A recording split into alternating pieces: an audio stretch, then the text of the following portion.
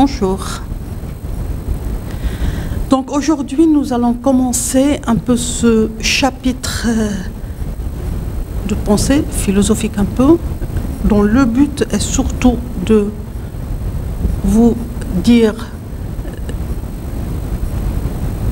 les présupposés. C'est-à-dire que de vous dire que cette question des droits de l'homme, au-delà des droits, mais il y a d'autres choses qui a un enjeu considérable, d'autres choses qui sont concernées par tout ce discours sur les droits de l'homme.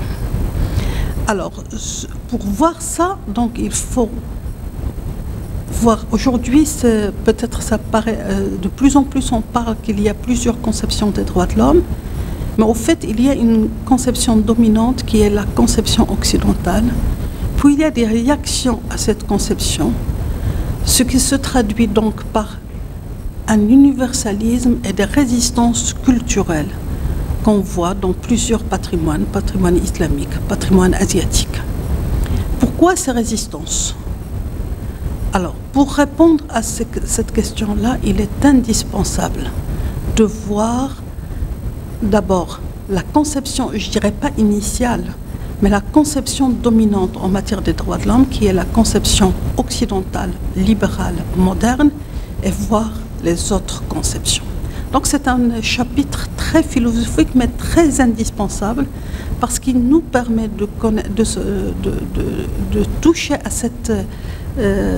cette idée, comme quoi, au-delà des droits, il y a des enjeux très sérieux dans le débat sur les droits de l'homme. Alors,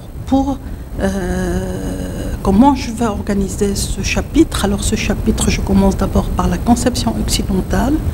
Nous allons voir son universalisation, parce que la Déclaration universelle, à travers la Déclaration universelle des droits de l'homme, la Déclaration universelle des droits de l'homme, malgré le fait qu'elle porte qu'il y a l'adjectif universel, mais il y a une influence grandissante de la conception occidentale.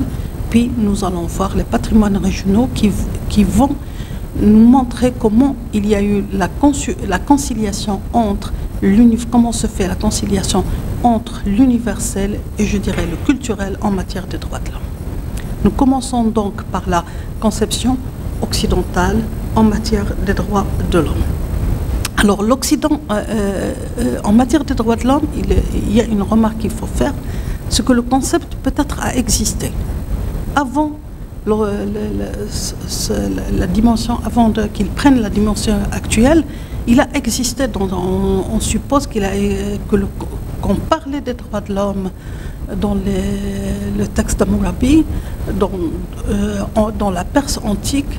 Les statuts gouvernementaux d'Al-Mawardi utilisent expressément le terme droit de l'homme, huquq al-adamiyin, donc le terme existe, mais l'émergence de l'idée comme quoi il existe une nature humaine, libre, indépendante, abstraite, qui est à l'origine de tous les droits et de laquelle sont déduits les lois, ça, c'est une idée, je dirais, qui a été défendue par l'Occident moderne, par l'Occident libéral.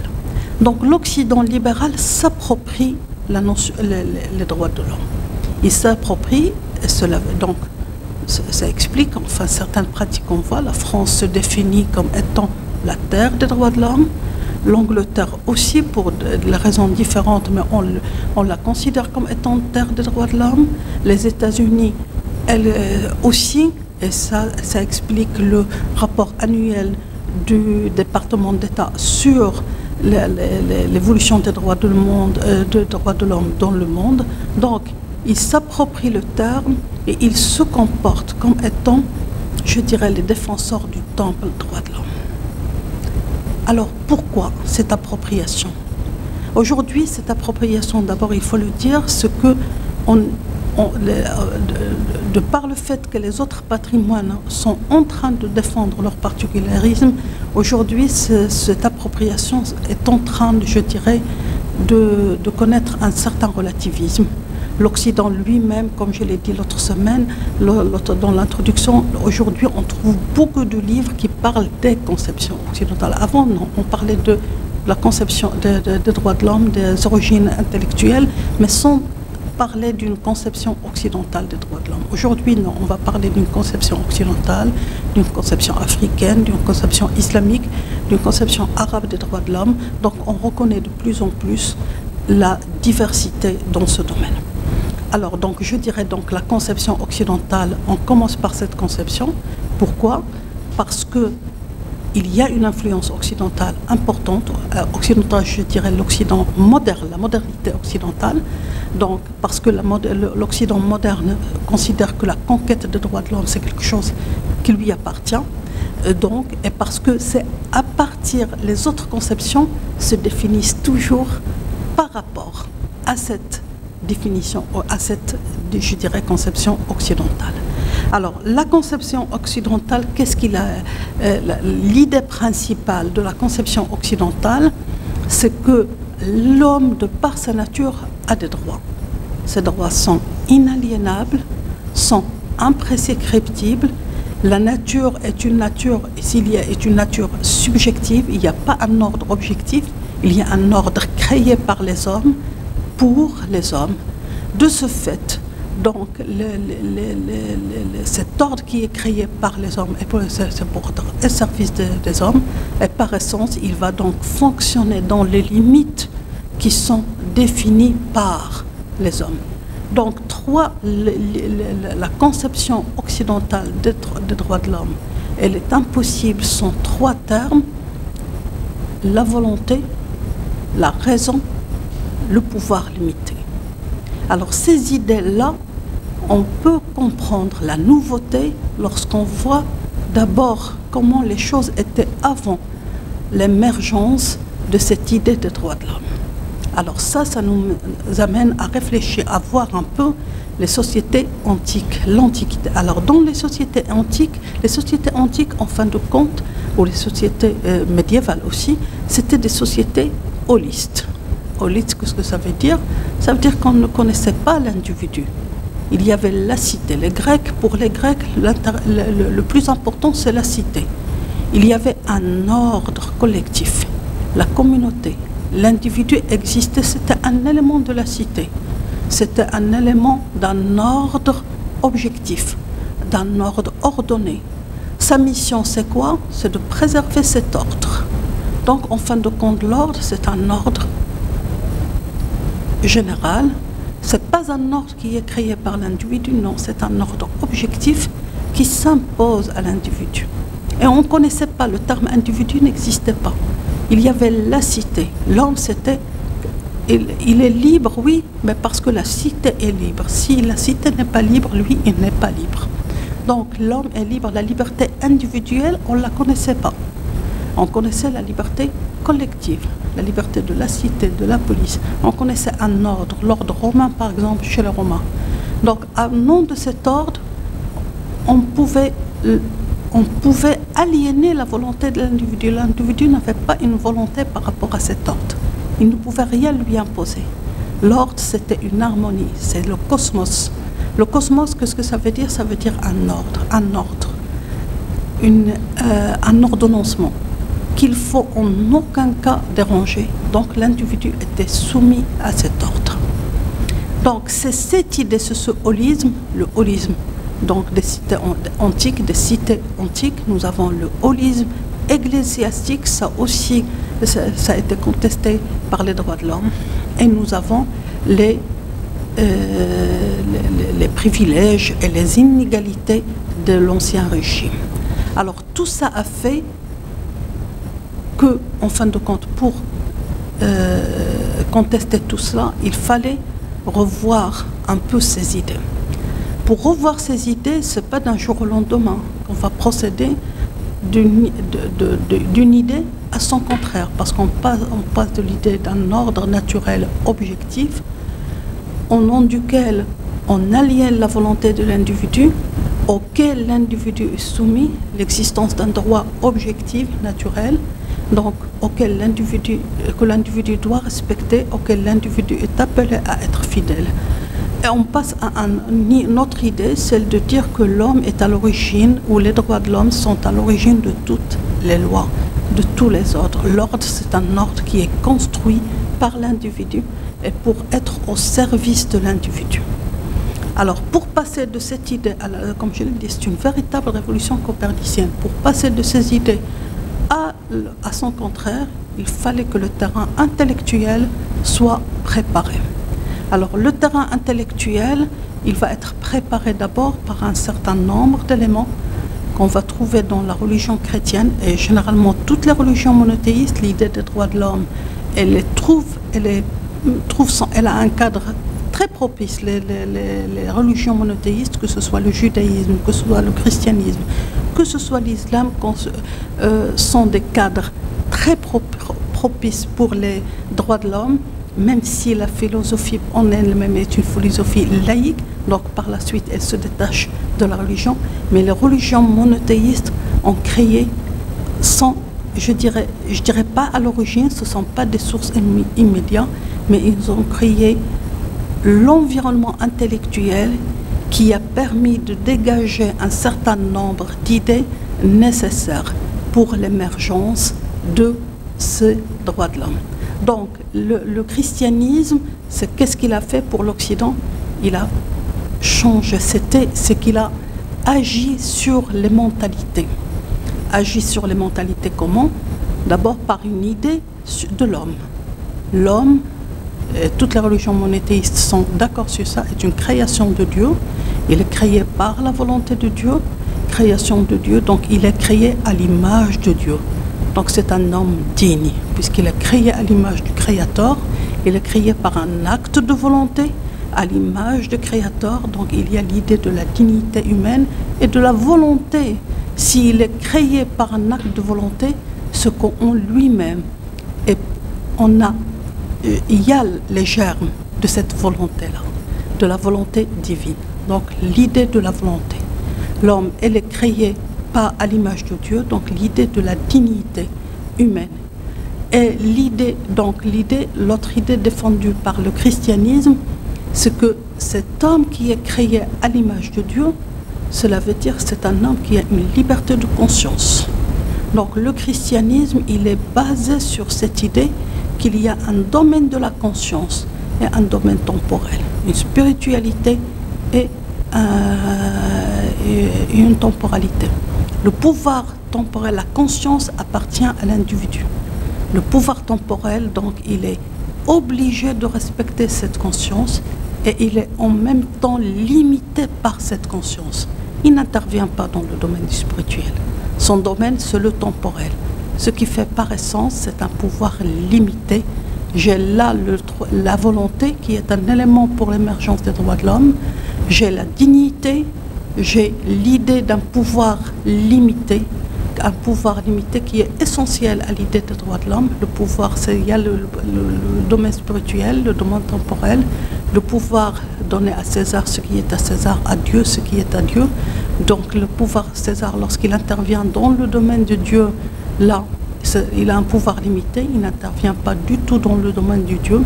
Et lorsqu'il intervient, l'individu, ça veut dire le domaine de la conscience, l'individu est en droit de résister, donc il y a la résistance à l'oppression. La préparation des mentalités, comment?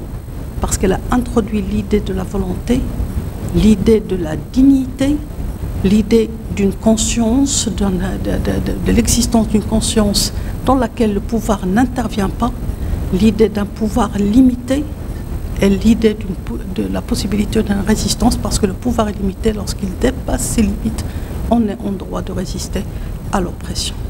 Ça, c'est cette préparation des mentalités qui a été faite par la religion chrétienne et par toutes les religions monothéistes en fin de compte. Mais ce qui se passe, c'est que les droits de l'homme, les religions ont préparé le terrain, si je peux dire, pour l'apparition de cette philosophie des droits de l'homme, mais cette philosophie, par sa logique interne, est obligée de se détacher de l'idée religieuse. Alors, donc, ça, c'est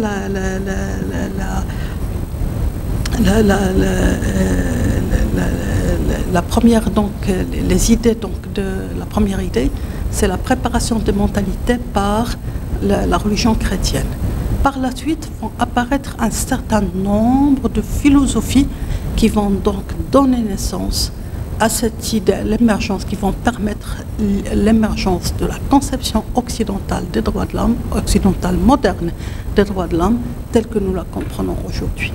Alors ces courants philosophiques, c'est quoi? Nous avons d'abord le courant nominaliste. Nominaliste, le courant nominaliste en philosophie, ce n'est pas un courant de pensée, c'est un courant de méthode. C'est un courant de réflexion sur la connaissance. Initialement, alors sa réflexion, il touche quoi? Il touche la question des universaux, des concepts. Est-ce qu'il y a le concept ou est-ce qu'il y a la chose? La chose. Alors le terme ou la chose. Donc je prends donc pour les nominalistes, je continue la pensée. Pour les nominalistes, il n'y a pas le concept. Le concept est une création humaine. Ce qu'il y a, c'est le singulier. Le général n'existe pas, le singulier existe. Donc je prends l'exemple, ce stylo. Pour le nominaliste, ce stylo, il existe. Ça existe, je le vois, il existe. Mais le terme stylo, ça n'existe pas. C'est quelque chose que j'ai créé, que les individus ont créé, que les hommes ont créé pour faciliter la communication. C'est un terme que nous avons créé pour faciliter la communication entre eux. Sur le plan philosophique, les nominalistes ne croient pas du tout à l'existence de ce que nous appelons les universaux, c'est-à-dire les concepts. Pour eux, ça, ce qu'il existe, c'est la chose. La beauté, par exemple, n'a pas d'existence. Mais pour eux, ce qui existe, c'est une personne belle. Un homme beau, une femme belle, oui. Mais la beauté, c'est quelque chose, c'est un concept que nous avons créé pour faciliter la communication entre eux. Lorsqu'on applique ça, donc, aux universaux sociaux et politiques, qu'est-ce que ça nous donne? Ça nous donne que la société, en tant qu'universalité politique et sociale, n'existe pas. La société n'existe pas, mais ce qu'il existe, ce sont les individus. La société n'existe pas, cela veut dire qu'un ordre objectif, l'idée des anciens, n'existe pas. Il n'y a pas d'ordre objectif. Ce qui existe, c'est un ordre qui a été créé par les hommes et par la volonté des hommes. Donc, d'abord, les nominalistes, c'est une philosophie de la connaissance, mais qui va avoir des conséquences très importantes sur la relation de l'individu et de la société. Ce que j'ai, la société n'existe pas, c'est une création. Ce que j'ai, ce que je vois, la chose que je vois, le réel, c'est l'individu, et la société, c'est une création de l'individu. La société n'existe pas, ça veut dire qu'il n'y a pas un ordre objectif transcendant au nom duquel je peux aliéner l'individu, qui est l'idée des anciens, mais que tout ordre qui existe, c'est un ordre qui a été créé par les individus. Donc la société, c'est un agrégat d'individus qui vont créer un ordre par un acte de volonté. Et ça, c'est le deuxième apport des nominalistes. C'est que dans le débat philosophique, est-ce qu'il y a la volonté, est-ce qu'il y a la raison? Les nominalistes donnent la priorité à la volonté. Et la volonté, comme je l'ai dit au départ de cette séance, c'est un élément essentiel des droits de l'homme. Des droits de l'homme, c'est trois concepts indispensables: volonté, raison et pouvoir limité. Donc, la société, les nominalistes, quel était leur rapport? Le reste, ça a été de dégager la notion de l'individu qui était complètement méconnue chez les anciens, dans les cités grecques, les cités antiques. Ils dégagent cette idée de l'individu. Ils dégagent une logique individualiste. Une logique individualiste, qu'est-ce que ça veut dire? Ça veut dire qu'au départ, j'ai l'individu. Les sociétés sont créées par l'individu pour être créés par un acte de volonté, et s'ils sont créés par l'individu, c'est parce que c'est pour être à son service. Donc, au départ, j'ai l'individu, la société, c'est une création de l'individu. Ça, c'est l'apport des nominalistes. Mais pour que cet individu soit, ou pour qu'on passe à la philosophie des droits de l'homme, cet individu-là, dont on vient de le dégager de l'emprise d'un ordre qui le dépasse, qui le transcende, il faut qu'il ait des droits. Cette idée d'un individu qui a des droits, donc, en fin de compte, ça va nous venir avec le subjectivisme, la philosophie des sujets. La philosophie des sujets, elle est basée sur l'idée que le droit, étant donné qu'il n'y a pas tout, de coup, la première idée, c'est la non-existence d'un ordre qui transcende. Alors, s'il n'y a pas un ordre qui transcende, ce que les hommes ont créé par un acte de volonté, cet ordre, l'ordre dans lequel nous vivons. S'ils l'ont créé par un acte de volonté, c'est parce qu'ils ont un pouvoir, ils ont des prérogatives, c'est parce qu'ils ont des droits. De ce fait, le droit va changer de sens. Le droit, ce n'est plus la justice telle qu'elle a été comprise, il n'est plus équivalent à la justice telle qu'on le comprend dans les cités anciennes, mais il est considéré comme étant un pouvoir, une prérogative. L'homme, il a une volonté, il est sujet du droit, il a des droits à partir desquels toutes les lois qui vont être créées vont être déduites de ses droits, de sa nature et des droits. Donc tous les droits, les lois qui vont être créées, ils vont être créés à partir de ce droit naturel et pour respecter ces droits naturels. Ça va nous créer une école, une philosophie de la subjectivité. Philosophie de la subjectivité, qu'est-ce que ça veut dire? Ça veut dire que l'homme est sujet de droit, il est titulaire de droit. Ce droit lui vient de sa nature. Donc le droit, ce n'est pas la justice, mais c'est un pouvoir, c'est une prérogative. À partir de ces droits-là, l'homme, tous les droits qui vont être créés vont être déduits à partir de ces droits que l'homme tient de sa nature. La philosophie des droits de l'homme est une philosophie du sujet, est une philosophie de la subjectivité. L'autre trois, là nous avons le premier pilier, donc je dirais ce sont des piliers en fin de compte. Le premier pilier, ça a été la préparation des mentalités par la religion chrétienne. Mentalité quoi? Dégager la notion de la volonté, dégager la notion de la dignité, de respect à la personne humaine, dégager les notions de l'autonomie, de la conscience, de l'autonomie de la personne humaine, dégager la notion du pouvoir limité et de la possibilité de résistance à l'oppression. Le deuxième pilier, ce sont l'apparition d'un certain nombre de philosophies. La philosophie nominaliste a dégagé la notion de l'individu, la notion complètement absente chez les anciens. Nous avons la notion, la philosophie subjectiviste, elle a dégagé la notion du sujet et c'est là que va apparaître, elle a préparé le terrain, si je peux dire, du renversement du droit naturel, d'un droit naturel objectif, on va passer à un droit naturel subjectif qui est le droit naturel moderne. Donc le droit, l'influence, la troisième école philosophique qui va influencer les droits la philosophie des droits de l'homme, c'est l'école du droit naturel.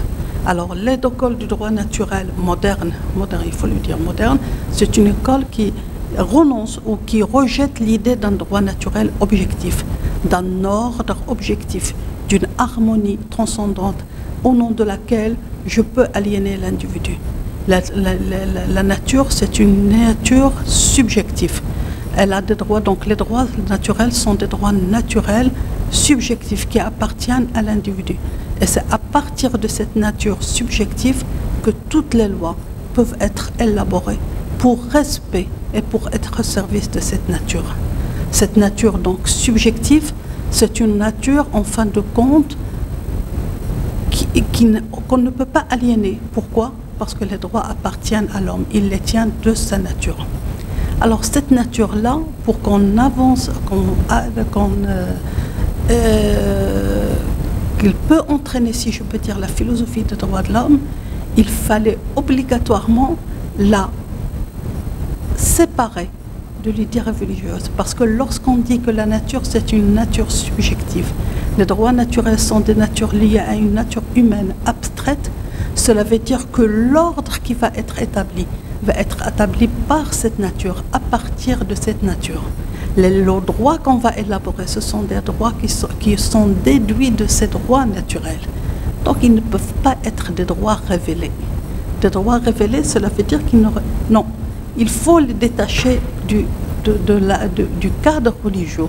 Pour les détacher des cadres religieux, ça va être l'école de religieux, en fin de compte, l'école de Salamanque, qui va introduire une notion qui vient de l'héritage stoïcien, qui est l'idée de la raison. Les droits peut-être sont révélés par Dieu, mais pour connaître ces droits,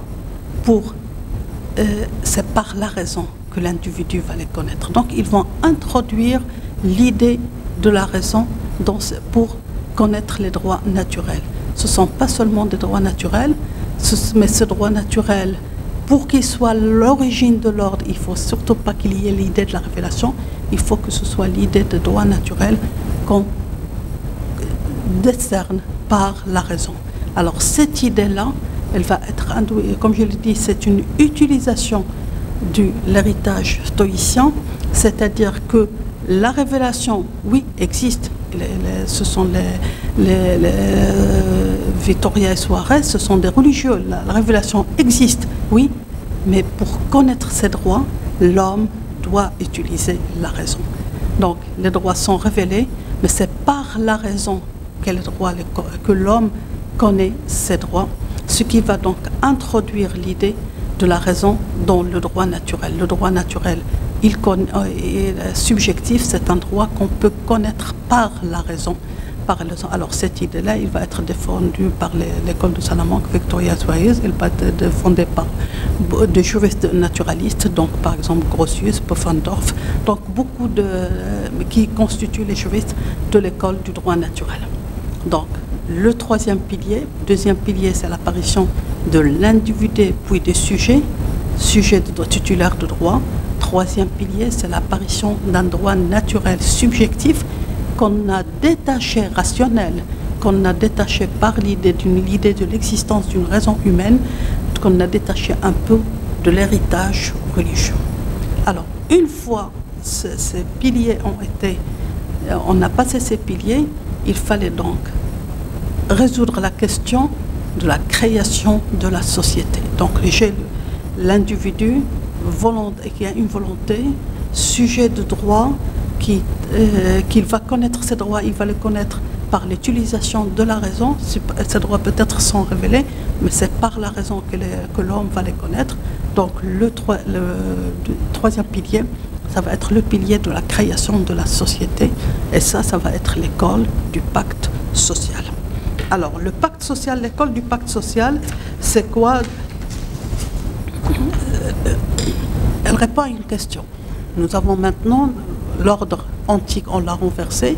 L'élément premier, c'est l'individu, donc qui va créer la société.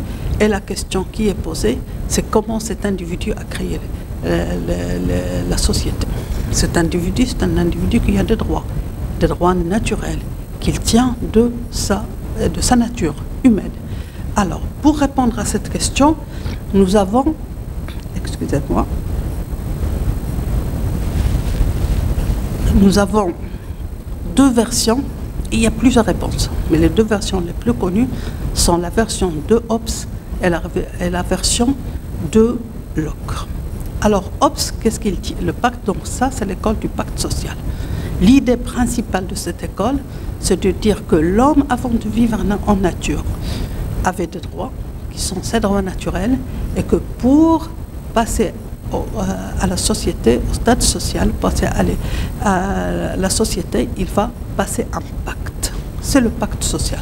Donc la société a été créée par un pacte entre des individus qui ont des droits, entre des individus, s'ils passent un pacte, c'est qu'ils ont une volonté, entre des individus qui ont des droits et une volonté et des droits. Alors ce pacte social, quels sont les éléments de ce pacte social? Alors là, nous avons, comme je l'ai dit, deux versions, la version de Hobbes et la version de Locke. La version de Hobbes, qu'est-ce qu'il dit? Il dit que l'homme, avant de vivre, l'idée principale, c'est que l'homme, avant de vivre en société, il a connu l'état de nature. Mais la caractéristique principale de cet état de nature, c'est que l'homme cherche un droit naturel, c'est qu'il cherche toujours à se conserver. Puis le droit naturel qu'il a, c'est qu'il a toujours un désir de faire plus, d'avoir plus, un désir de puissance, un désir de force, un désir de se conserver. Donc, lorsqu'on dit qu'il a un désir d'avoir plus, cela veut dire qu'il va toujours chercher à étendre son domaine au détriment du domaine de l'autre. L'autre devient une menace. Une menace. Donc, lui, il a une menace pour l'autre, l'autre est une menace pour lui.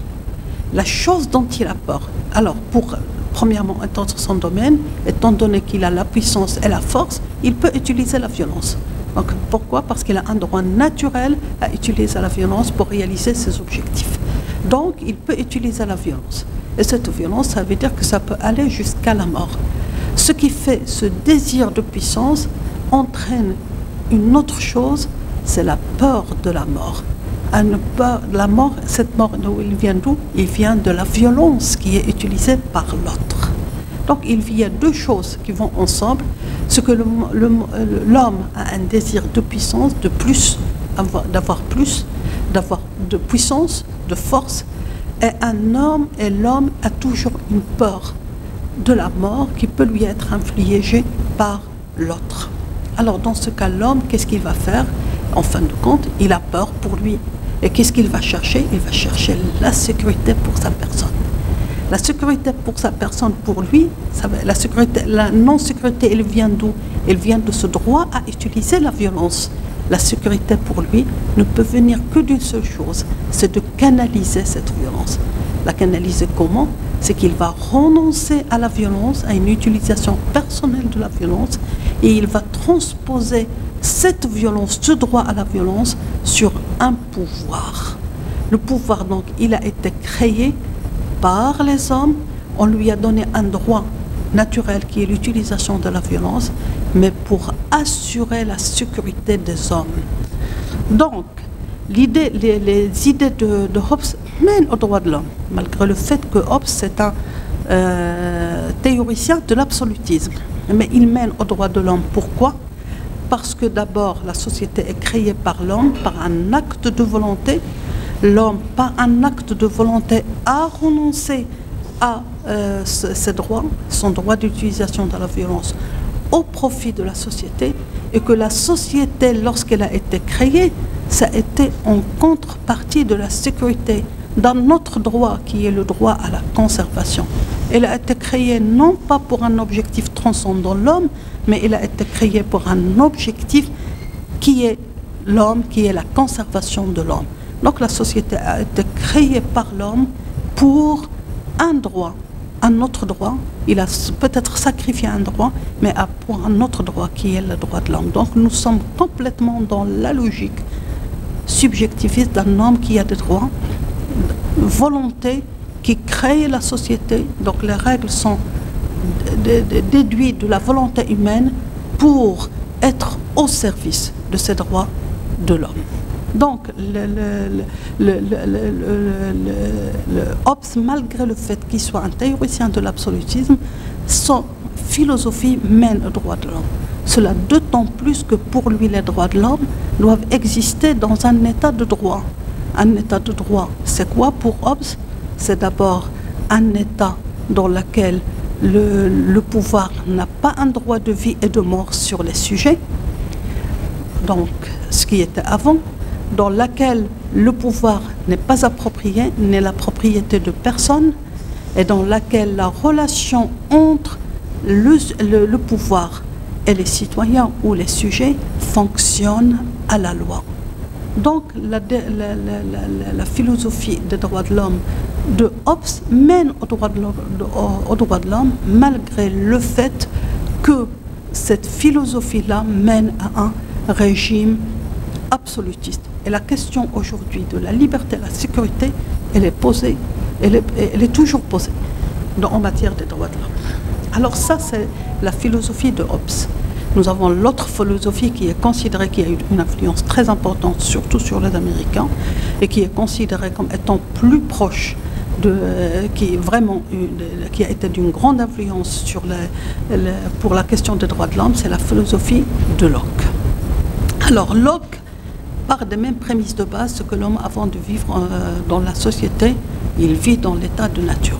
et que pour sortir de la société, il a passé un pacte social. Alors, l'état de nature de Hobbes, nous avons vu l'état de nature de Hobbes, l'état de nature de Locke. Alors, l'état de nature de Locke, pour lui, l'homme, il y a toujours le droit naturel à la conservation. On cherche à se conserver, c'est un droit naturel. Mais à côté de ce droit naturel à la conservation, l'homme a un autre droit naturel qui est la recherche du bonheur. L'homme cherche son bonheur. Il va le chercher comment? Par la conservation. Par la conservation, c'est-à-dire par un droit naturel qui est le droit de la propriété. L'homme, pour chercher son bonheur, ça veut dire qu'il va protéger ce qu'il a. Qu'est-ce qu'il a? Il a sa personne, son corps, son travail, les fruits de ses possessions, les fruits de son travail. Donc ça, tout ça, ce sont un droit sur lequel il a, c'est ça ce qu'ils appellent le droit de propriété. Donc, c'est un droit de propriété, je dirais, naturel, parce que l'homme, par ces droits-là, il réalise son bonheur. Tous ces droits-là, ce sont des droits de propriété. Droits de propriété, qu'est-ce que ça veut dire? Ça veut dire qu'il ne peut pas les aliéner. C'est sa sphère à lui. Donc, lorsqu'il crée la société, il peut donner des droits qui sont nécessaires à la société. Mais ces droits dont il a besoin en tant qu'être humain, ces droits sur son corps, ces droits sur son travail, ça, il ne va pas les aliéner. Parce que ce sont un droit, ils sont soumis à un autre droit naturel qui est le droit de propriété. Donc la société, lorsqu'il est créée, elle est créée pour être au service de l'individu, être au service de son objet, de son désir de bonheur. Elle est créée aussi en respectant ce droit de propriété. Ce qui fait lorsque la société ne le respecte pas, et la même chose pour Hobbes. Lorsque la société ne donne pas la sécurité, cet impact, l'individu est dans la possibilité de retirer donc son accord, il est dans la possibilité de résister, donc de se révolter, si on peut dire, contre la société. La société, elle est créée pour être à son service, pour lui assurer la sécurité dans le cas de Hobbes, pour protéger sa propriété, c'est-à-dire dans le cas de Locke. Mais l'idée de Locke, c'est que l'homme a un domaine qui est le sien, un domaine sur lequel il a un droit de propriété. Il y a une sphère individuelle. Lorsque je crée la société, je n'aliène que les droits que je peux aliéner, dont la société a besoin. Les droits qui me sont nécessaires en tant qu'être humain, que je ne peux aliéner, qui sont soumis à ce droit naturel de propriété, ça, ce sont mes droits naturels que la société doit respecter et pour lesquels je crée la société. Je crée la société justement pour qu'elle préserve ce droit naturel. Donc l'idéologie ou la philosophie de Hobbes, elle mène naturellement à l'idée des droits de l'homme, à l'idée d'une sphère d'autonomie individuelle. Locke aussi, elle a influencé les droits de l'homme par sa philosophie sur la tolérance. La tolérance, il y a les lettres sur la tolérance de Locke. Alors, sa philosophie, parce qu'il y avait tout un débat à l'époque de Locke sur l'intervention du pouvoir temporel dans la question religieuse, et Locke était contre. Pour lui, la question religieuse, les questions de la foi, ce sont des questions qui concernent l'individu et son Dieu. Donc le pouvoir temporel ne peut intervenir. Donc ces lettres, la tolérance aussi, ça a été une manière d'influencer les droits de l'homme. Ça donc la philosophie du pacte social.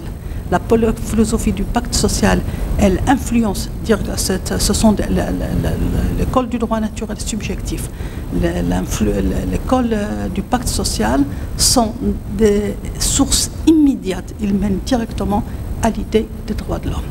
À l'idée des droits de l'homme, pourquoi? Parce qu'on pense que la société a été créée par les individus par un pacte social, donc par un acte de volonté.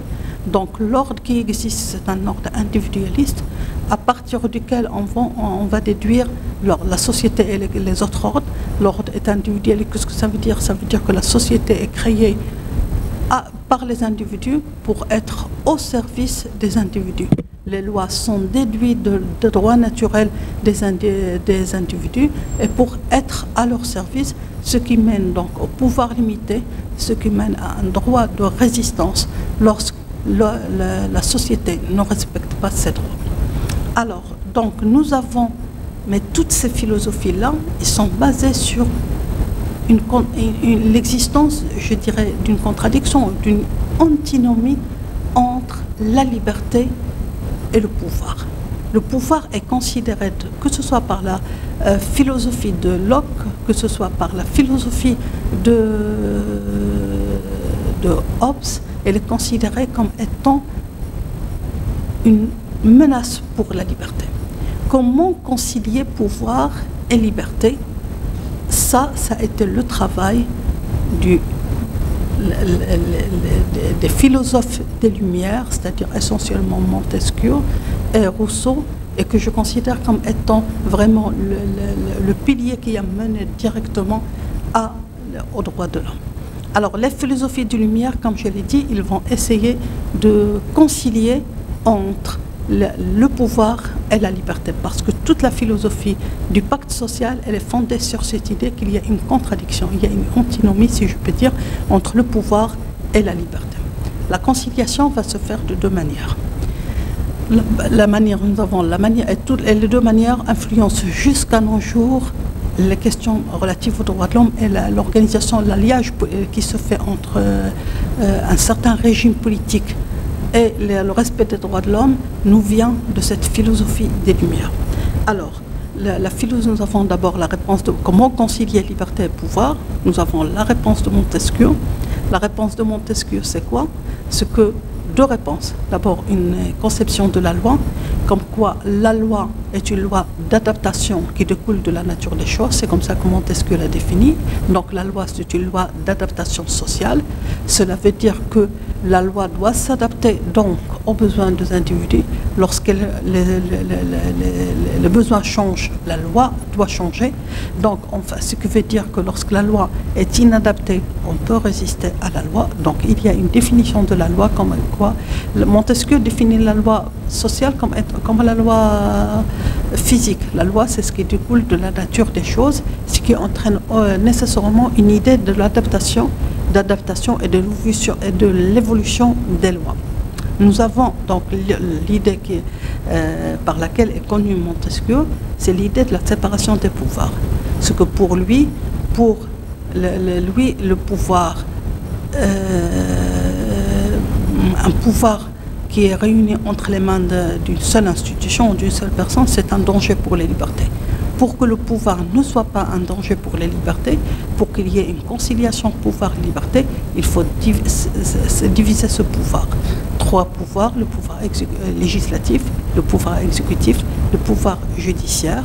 Chaque pouvoir donc appartient à une institution donnée, et un support donné, et donc le pouvoir va arrêter le pouvoir, et étant donné qu'il ne peut pas y avoir d'abus de pouvoir, étant donné que le pouvoir est séparé, le pouvoir va arrêter le pouvoir, et de ce fait, la liberté ne peut pas être menacée, puisque le pouvoir est arrêté par lui-même, donc la liberté peut s'exercer. Donc, on fait déjà de ce fait un alliage entre un système politique fondé sur la séparation des pouvoirs et le respect des libertés. Et ça, aujourd'hui, ça explique pourquoi est-ce que la séparation des pouvoirs, par exemple en France, elle est considérée comme étant un principe fondamental. En aucun cas, on ne peut y toucher. Donc, nous avons l'autre philosophie qui a influencé aussi, qui a des influences qu'on voit jusqu'à nos jours, ça va être la philosophie de Rousseau. Lui aussi, il a cherché à répondre à la question comment concilier liberté et pouvoir. Comment concilier la réponse de Rousseau? Rousseau va partir des prémices de base de l'école du pacte social. Donc, alors les prémices de base, c'est quoi? C'est que l'homme, avant de vivre en société, il vivait dans l'état de nature. Voilà. Alors, dans cet état de nature, mais l'homme, il va chercher à ça, il cherche mieux, donc il va sortir de cet état de nature. Dans cet état de nature, les hommes ils vont renoncer donc à leurs droits pour entrer en société, et puisque tout le monde va renoncer à ses droits. donc il va renoncer à ses droits. Donc ils sont dans une position d'égalité. Les hommes renoncent à leurs droits qu'ils ont de leur nature, donc ils sont dans une position d'égalité. Alors le pouvoir dans cette société d'ego, où est-ce qu'il va être exercé? Eh bien, il va être exercé par la volonté générale. Donc chacun va participer à l'exercice du pouvoir, et en participant à l'exercice du pouvoir, logiquement, il ne peut pas prendre des décisions qui sont contraires, qui peuvent menacer sa liberté. Donc lorsqu'il participe, donc lorsqu'il obéit, il obéit à lui-même, il obéit à la volonté générale. Mais cette volonté générale, il a participé à sa concrétisation, ce qui fait en fin de compte, il obéit à lui-même, et c'est comme ça que sa liberté est préservée. Sa liberté est préservée, pourquoi? Comment? Parce qu'il a participé à l'édiction des règles qui vont lui être imposées. Donc il ne peut, logiquement, il ne va pas prendre des règles qui peuvent porter préjudice à sa liberté. Et deuxièmement, lorsqu'il obéit, en fin de compte, parce qu'il a participé à l'élaboration de ces règles, il obéit à lui-même, ce qui ne menace pas sa liberté. Donc, la liberté, comment on peut la préserver? Pour parler dans des termes clairs, on peut la préserver pour Rousseau en participant aux affaires de la société. C'est par la liberté-autonomie, il est préservé par une autre liberté qui est la liberté participation. Donc la liberté participation, je participe donc à l'édiction de la loi, je participe à l'élaboration de la loi. J'obéis à la loi, pourquoi? Parce que c'est une loi à laquelle j'ai participé. Donc tout le système représentatif, la volonté générale, tout le système représentatif trouve son origine, toute la confiance qu'on fait dans la loi comme étant un moyen de respecter les libertés, le fait que les libertés publiques soient du domaine du législateur, tout ça entre dans cette conception de Rousseau. Donc, je répète, pour l'évolution intellectuelle qui a mené à l'émergence de l'idée occidentale en matière des droits de l'homme. L'idée occidentale, c'est quoi? C'est que l'homme, de par sa nature, a des droits qu'il ne peut aliéner, qui sont imprescriptibles, et à partir desquels on peut déduire toutes les lois, et qui sont donc à l'origine de tout ordre social. Donc, alors, la conception occidentale, il y a, ou moderne, je dirais moderne, la modernité occidentale, trois termes qui sont nécessaires pour qu'on puisse parler des droits de l'homme: la volonté, la raison et le pouvoir limité. La philosophie des droits de l'homme en Occident, c'est une philosophie de la subjectivité, c'est une philosophie d'un sujet de droit, c'est-à-dire d'un homme titulaire de droit. Et lorsqu'on dit un homme titulaire de droit, cela veut dire un homme libre. Alors tout cela, toute cette idée-là, il y a un mouvement intellectuel qui a mené à cette idée. Le premier pas, ça a été la préparation des mentalités par la religion chrétienne, et toutes les religions monothéistes, le judaïsme, le christianisme, l'islam, sont un cadre, préparent ce cadre-là.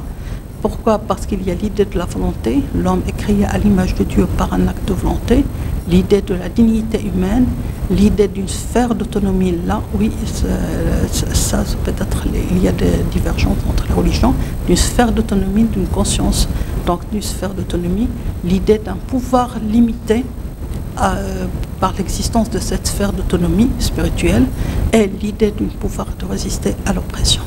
Nous avons un mouvement philosophique qui a commencé la préparation de mentalité, qui va donner lieu à un mouvement philosophique qui va mener à la philosophie des droits de l'homme. Le mouvement philosophique, il a commencé par les nominalistes. Par la suite, le nominaliste, ça veut dire l'individu qui est à l'origine. L'ordre, c'est un ordre qui est créé. La société, c'est un agrégat d'individus. Donc, il n'y a pas d'ordre objectif. Il y a un ordre qui est créé par les individus. Donc, c'est la volonté qui compte. Nous avons le subjectivisme, comme quoi le droit, ça ne veut pas dire la justice, mais le droit, ça veut dire un pouvoir, une prérogative. L'homme sujet de droit, ça veut dire que l'homme a des droits, des prérogatives, des pouvoirs qu'il tient de sa nature. Nous avons l'école du droit naturel moderne, parce qu'il y avait l'école du droit naturel ancien, ou l'école du droit naturel objectif, l'école du droit naturel moderne, qui est une école du droit naturel subjectif. Comme quoi il existe une nature humaine transcendante, qui a des droits de sa nature, qui tient des droits de sa nature, et que les lois sont l'émanation, sont déduites de cette nature humaine. Alors, l'école de droit naturel moderne est une école qui va introduire la raison. Ces droits, on va les connaître comment? On va les connaître par la raison. Peut-être qu'ils sont révélés, mais c'est par la raison qu'on peut déceler ces droits et les connaître. Nous avons l'école du pacte social qui réfléchit sur l'origine de la société et qui, donc, à travers deux versions, celle de Locke et celle de Hobbes. Puis nous avons l'école, la philosophie des Lumières qui mène directement, qui a pensé le pouvoir ou l'ordre social, l'ordre politique dans lequel ces droits peuvent exercer. Un ordre de séparation des pouvoirs, c'est Montesquieu, un ordre dans lequel le législateur est dominant, de prédominance de la loi, de prédominance du législateur, de prédominance de la volonté générale, c'est Rousseau. Alors, à côté de cette évolution philosophique, nous avons en même temps, ça se passe en Occident, c'est en même temps. C'est pas quelque chose qui est... Le débat philosophique, il avait lieu en même temps qu'une évolution politique. Et là, je vous invite à voir ces choses, ce que l'émergence des droits de l'homme, ils sont apparus, les droits de l'homme ont émergé, ils sont apparus dans deux sphères. La sphère intellectuelle, philosophique, et la sphère politique. La sphère politique, donc en Angleterre, aux États-Unis, en France. Ils ne sont pas apparus dans la sphère juridique. Le droit a été un instrument. L'Occident fait confiance au droit. Pourquoi? Parce que pour lui, c'est le meilleur moyen pour préserver les droits de l'homme. Donc l'Occident, l'homme occidental, il ne veut pas que les droits, parce qu'ils sont tellement importants, il ne faut pas qu'ils soient dépendants de pratiques, d'usages, de morale sociale, de religion. Non, il veut qu'il leur donne une force. Et la meilleure force qu'il veut leur donner, pourquoi? C'est la force juridique. Pourquoi? Parce que le droit donne une force, une obligation. Lorsque c'est écrit, lorsqu'il y a des lois, qu'est-ce que ça veut dire? Cela veut dire que c'est obligatoire. Et en plus, j'ai un titre, lorsque mon droit est lésé, j'ai un titre pour agir. Et le juge a un titre pour prononcer sa sentence. Et puis, j'ai un droit, il y a la force de l'exécution. Le droit donne une force. C'est pourquoi l'Occident a fait confiance au droit. Mais la bataille pour les droits de l'homme, ce n'était pas une bataille juridique. C'est une bataille intellectuelle, philosophique, c'est une bataille politique.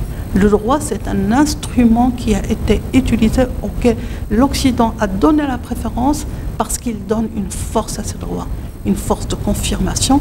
Il donne à l'individu un titre pour agir et une force d'exécution.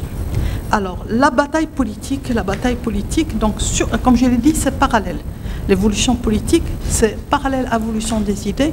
Donc, dans le polycope que vous avez, vous allez trouver les différents textes. Alors, les textes, nous avons les textes anglais, généralement pour la conception occidentale, nous avons les textes anglais, ils sont les premiers. Nous avons les textes américains, puis nous avons un texte qui a pris de l'ampleur que les autres textes n'ont pas pris pour des raisons, c'est la Déclaration française des droits de l'homme et du citoyen.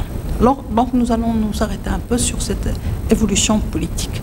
Alors, l'évolution politique, comme je l'ai dit, elle commence d'abord en Angleterre, et vous avez, donc je ne vais pas revenir sur les textes anglais, mais les textes anglais,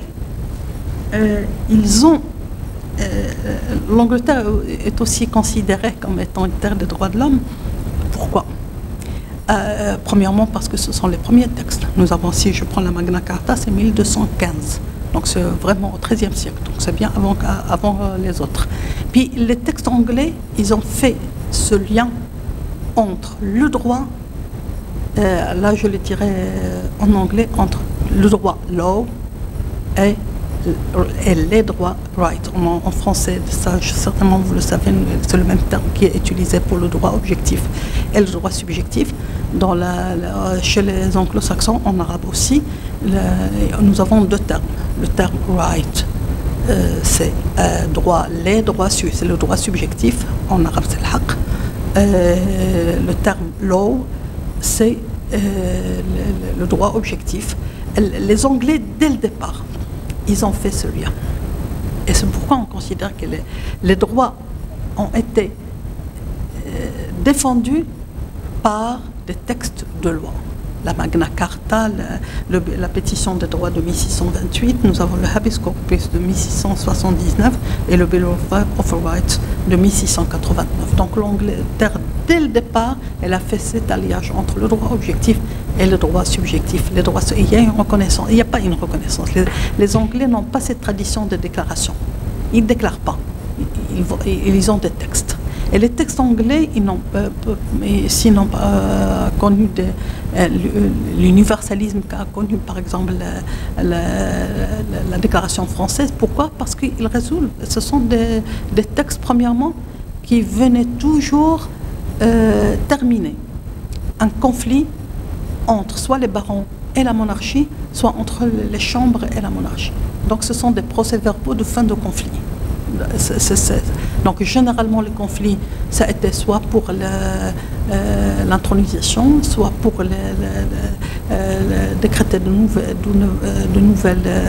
nouveaux impôts. Donc la monarchie voulait de nouveaux impôts et de ce fait, en fin de compte, on lui imposait de nouvelles règles.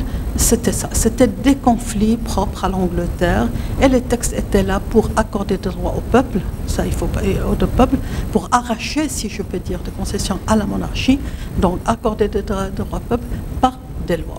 Donc ce sont des textes qui concernent l'Angleterre, qui concernent les relations entre la monarchie et les barons ou la monarchie et les chambres, donc qui concernent des problèmes anglais et ils sont faits pour les Anglais. Et ça explique pourquoi l'Angleterre n'a pas, mais il y a une influence anglaise, ça c'est sûr, n'a pas exporté, si je peux dire, ce texte. Il n'y a pas l'idée de l'universalisme dans les textes anglais. Mais les textes anglais, premièrement, ce sont les premiers textes, comme je l'ai dit. Vous avez la liste des textes et le contenu. Nous avons la Magna Carta de 1215. Alors la Magna Carta, elle est surtout connue par les principes de sûreté, par le respect de la liberté d'aller et de venir. Nous avons la pétition des droits de 1628, elle a été imposée au roi Charles Ier et elle prohibait les détentions illégales, donc c'est toujours le problème de la sûreté. Nous avons le Habeas Corpus de 1679, alors là aussi il concerne les problèmes des procès équitables et tout ça. Nous avons le Bill of Rights de 1689. Alors le Bill of Rights de 1689, il a été imposé par le Parlement de Westminster à Guillaume III d'Orange et qui a été obligé de le signer. C'est toujours des concessions que le roi a été obligé de signer avant son couronnement. Alors le Bill of Rights de 1689 met fin, donc il impose la primauté de la loi, donc met fin à la monarchie de droit divin et subordonne, ça c'est son importance, et subordonne l'autorité du roi à la loi. Ce qui fait que les relations entre le monarque et ce sujet, ils vont fonctionner à la loi, ce qui fait ça veut dire qu'ils ont laissé nécessaire, rappelez-vous ce que disait Hobbes, il faut un état de droit dans lequel les relations entre le sujet et le monarque fonctionnent à la loi, il ne fonctionne pas au nom d'un droit transcendant, et ce qui a posé donc les bases de la monarchie parlementaire britannique. Donc, alors ça, c'est donc l'Angleterre, les premiers droits, ça concerne des droits anglais, ça, comme je l'ai dit, ce sont des procès-verbaux de fin de conflit entre la monarchie et les barons, entre la monarchie et les chambres, et ça explique pourquoi l'Angleterre? Donc ce sont des textes pragmatiques, en fin de compte, pragmatiques. Il y a des procédures juridiques, donc en fin de compte, des textes qu'on ne peut pas exporter. Ils concernent l'Angleterre, le peuple anglais et ses problèmes. La seule chose qui permet de dire que l'Angleterre est une terre de droits de l'homme, c'est cet alliage qui a été fait dès le départ. Dans la Magna Carta, un alliage a été fait entre le droit objectif, le droit, c'est-à-dire qu'il y a une juridicisation. C'est par la loi qu'on va respecter les droits. Les droits, le right en anglais, on va les respecter et le meilleur moyen de les respecter, c'est la loi. Donc la juridicisation des rapports et la confiance dans le droit, on la doit à l'Angleterre. Dans le droit comme moyen de protéger les droits de l'homme, on la doit à l'Angleterre. Alors nous avons à côté, nous avons les documents américains. Alors le même pragmatisme qu'on remarque dans les documents anglais, pragmatisme, on les remarque dans, excusez-moi, je suis en train de vous chercher la déclaration américaine, le texte, parce que je vais vous le lire. Alors, nous avons le même pragmatisme, comme j'ai dit,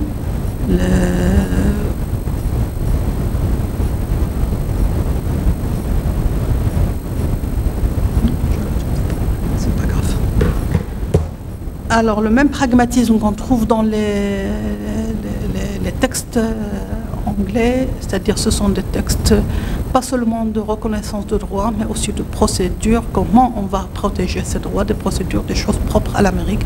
Par exemple, le jugement, le jury, l'existence du jury, donc en fin de compte, des choses pragmatiques qui ne permettent pas l'universalisation qu'a connue donc la déclaration française. Alors, nous avons deux déclarations, mais il y a, rappelez-vous ce que j'ai dit pour l'Angleterre, c'est que l'Angleterre n'aime pas trop ce terme de déclaration. Et la déclaration, lorsqu'on dit déclaration, vous allez le voir, ça veut dire que ce n'est pas un texte juridique. L'Angleterre a préféré dès le départ le droit. Donc, alors, mais j'ai le terme déclaration. Les Américains je crois qu'ils sont les premiers à utiliser ce terme de déclaration. J'ai la déclaration de Virginie, l'indépendance de droit de Virginie, qui a été écrit par la suite deux présidents américains, Jefferson et Adams. Puis nous avons la déclaration d'indépendance américaine. Alors, la déclaration donc d'indépendance américaine, elle précise, je vais vous lire un passage, la déclaration précise que le gouvernement est institué pour l'avantage commun, protection ou sécurité du peuple. Et ils ajoutent que tous les hommes sont créés égaux, qui sont dotés par leur créateur de certains droits inaliénables et que parmi ces droits figurent la vie, la liberté et la recherche du bonheur. Là, vous avez, parce que ce sont des déclarations dans lesquelles on trouve beaucoup l'influence de Locke, vous avez l'influence de la recherche du bonheur, le désir de bonheur, qui est pour lui le droit naturel, qui mène directement à la propriété. Et puis la déclaration américaine ajoute, je n'ai pas pu trouver le texte, mais ce n'est pas grave, il ajoute que les gouvernements, justement, sont créés pour réaliser ce bonheur et pour protéger ce droit de propriété. Nous avons une influence de Locke très évidente sur la déclaration américaine. Les déclarations américaines, comme je l'ai dit, n'ont pas connu l'universalisme qu'a connu la déclaration française. Pourquoi? Vu ce caractère pragmatique, c'est-à-dire qu'à côté, on ne fait pas que reconnaître les droits, mais en même temps, on parle des procédures. Comment ces droits vont être protégés, des procédures qui sont propres à l'Amérique. Alors, l'autre question, l'autre chose qu'il faut remarquer pour la déclaration américaine, donc il y a le terme déclaration, il y a la question de l'écrit, c'est une déclaration écrite. La déclaration, elle est au début de la Constitution, donc tout ça c'est très important. Puis écrite, donc c'est un écrit qu'on va montrer, mais c'est une déclaration. Déclaration, ça veut dire qu'on ne crée pas ces droits. Ces droits, ils existent, l'homme les a de sa nature. On ne fait que reconnaître, que mettre au clair, que montrer l'existence de ces droits. Mais ces droits, ce n'est pas la déclaration qui les crée, ce n'est pas le texte qui les crée. Donc ça explique pourquoi cette déclaration, généralement, on ne le reconnaît pas en caractère juridique. Donc c'est une déclaration qui se trouve au début de la Constitution, donc, et c'est un écrit. Donc, et la caractéristique américaine, c'est que lorsqu'ils ont adopté ces déclarations, qu'est-ce qu'ils cherchaient? Ils ne cherchaient pas à faire table rase, ce qui est le cas des Français, c'est-à-dire à éliminer un régime. Mais leur but, ça a été justement de faire profiter, parce que c'est une déclaration d'indépendance, faire profiter le citoyen américain des droits qui sont déjà reconnus dans la métropole. Il n'y a pas cette table rase que nous allons voir dans la déclaration française. Leur but, ça a été justement faire respecter des droits qui existent déjà dans la métropole, qui sont reconnus par le Parlement britannique. Donc, ils veulent le faire reconnaître dans leur territoire. Ils ne font pas table rase, comme les révolutionnaires français. Donc, nous avons les déclarations, les textes anglais, les textes américains. Texte anglais, c'est surtout cet alliage droit objectif, droit subjectif qui est important. Le texte américain, c'est beaucoup de choses. C'est la déclaration, l'écrit, l'idée de la limitation du pouvoir. Le pouvoir est créé par l'individu pour être à leur service. Tout ça, ce sont les principaux apports des textes américains. Nous avons le dernier texte. Alors là, vous avez le dernier texte, c'est la déclaration française des droits de l'homme et du citoyen. Ça, il ne faut pas oublier les droits du citoyen, parce que dès le départ, on comprend cette idée, on voit l'influence de Rousseau comme quoi les droits de l'homme sont respectés lorsqu'il y a une participation. Les droits autonomes, les droits naturels de l'homme sont respectés par les droits de participation.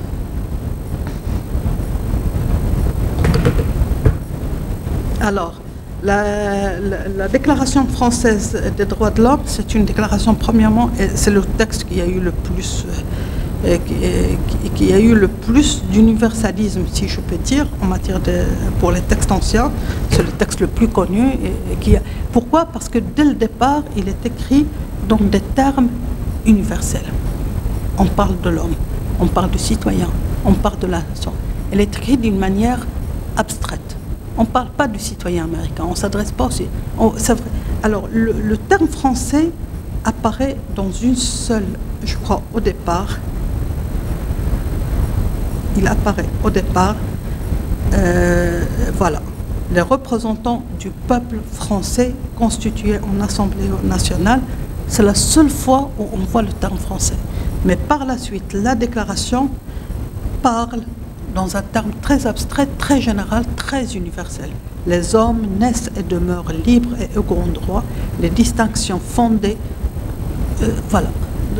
Les hommes naissent et demeurent libres et égaux en droit. Le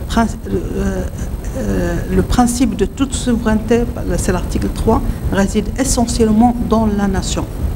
Voilà. La liberté consiste à faire tout ce qui ne nuit pas à autrui. On parle d'une manière très générale, très universelle. Les problèmes procéduraux, c'est quelque chose qu'on ne fait qu'affirmer des principes. Donc la déclaration, elle était écrite d'une manière abstraite et prétendait à l'universalité, et a eu l'universalité que les autres déclarations n'ont pas pu avoir. Alors la déclaration française, et c'est grâce à cette déclaration que la France se définit toujours, et puis grâce à d'autres choses, se définit toujours comme étant une terre des droits de l'homme. La déclaration, donc comme je l'ai dit, il faut faire attention, ce n'est pas une déclaration des droits de l'homme seulement, mais c'est une déclaration des droits de l'homme et du citoyen. Là, nous trouvons l'influence de Rousseau, comme quoi les droits de l'homme sont respectés lorsque les droits du citoyen sont reconnus. Donc l'homme, alors j'ai les droits autonomie, la liberté autonomie est respectée par la liberté participation, les droits de la conscience, les droits formels, la liberté, l'expression, la conscience sont respectés par les droits politiques. Donc il y a cet alliage entre les droits politiques et les droits de l'homme. Nous avons la déclaration, elle contient 17 articles. 4 droits sont respectés, sont énoncés: la liberté, l'égalité, la sûreté, la propriété et la résistance à l'oppression constituent les principaux droits proclamés par la Déclaration. L'article 1 donc rappelle l'idée importante en matière dans la conception occidentale des droits de l'homme, ce que les hommes naissent libres et égaux en droit. Les hommes naissent libres et égaux en droit. En droit, cela veut dire qu'on ne va pas prendre en considération les situations réelles. Les hommes ont les mêmes droits, mais la situation réelle, et ça, c'est en droit, ce qui veut dire que tous les hommes vont avoir les mêmes droits. La situation réelle, c'est quelque chose que la France, je dirais, a trouvé du mal. L'idée de discrimination positive, qui est fondée sur l'idée, donc la liberté, c'est une liberté formelle, ce n'est pas une liberté réelle. L'idée de la discrimination positive qui introduit des inégalités pour avoir des égalités réelles, ça c'est quelque chose que la France, je dirais, a mis du temps pour l'introduire à cause de cette conception de la liberté comme étant une liberté de droit. Les hommes sont libres et égaux en droit. L'article 4 définit la liberté. La liberté, c'est quoi? Elle consiste à pouvoir faire ce qui ne nuit pas à autrui. Et elle commence là, et elle s'arrête là où commence celle d'autrui. Donc, elle n'a pas les limites de la liberté, ce sont des limites c'est l'autre. Ce n'est pas nuire à limite. Ce qui fait la limite de la liberté, c'est le législateur qui va les déterminer. Le législateur, qu'est-ce que ça veut dire? Cela veut dire qu'il n'y a pas un contenu, je dirais, stable, un contenu définitif de la liberté.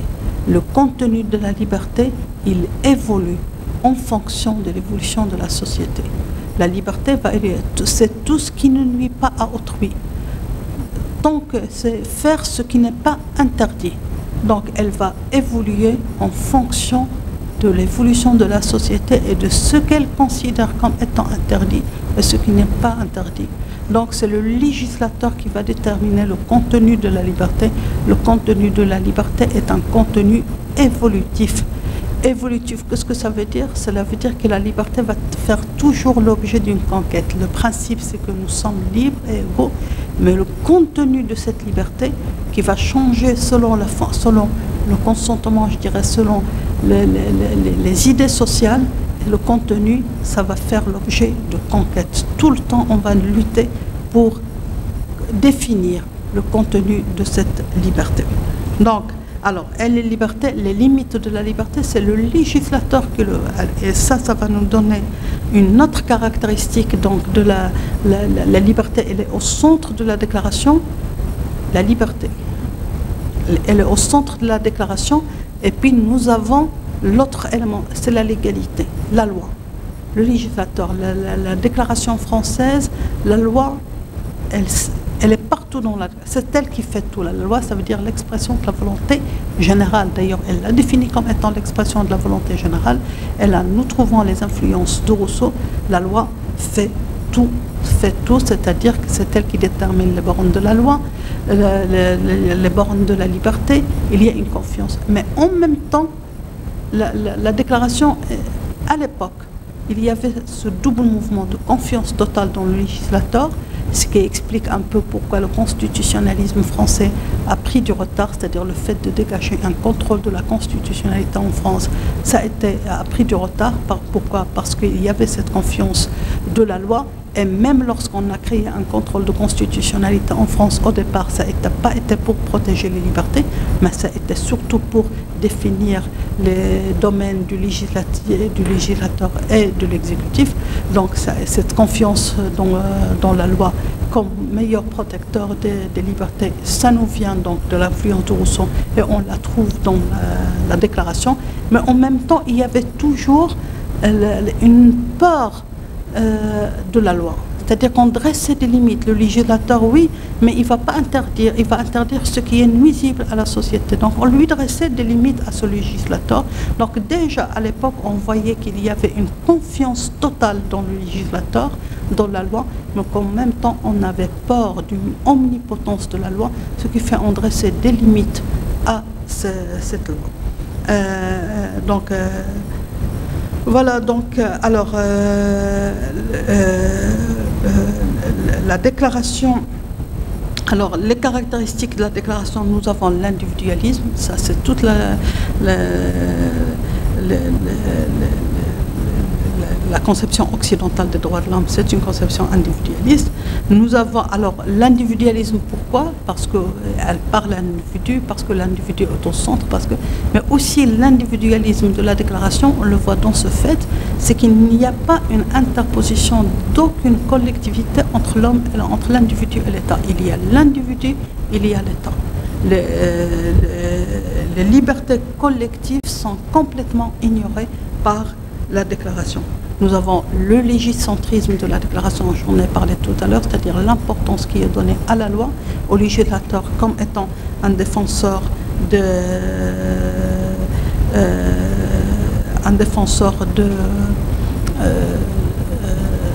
libertés. Puis nous avons une chose qui caractérise un peu l'histoire française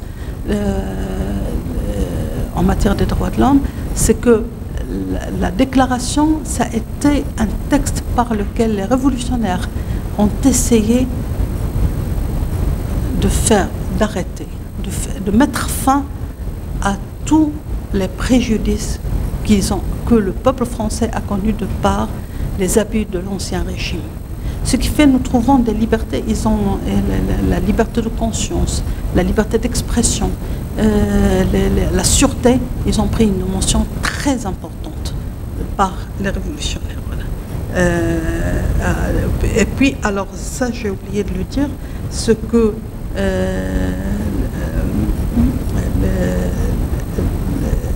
l'article 16 de la déclaration, il pose le principe entre le respect des libertés et l'organisation de l'État.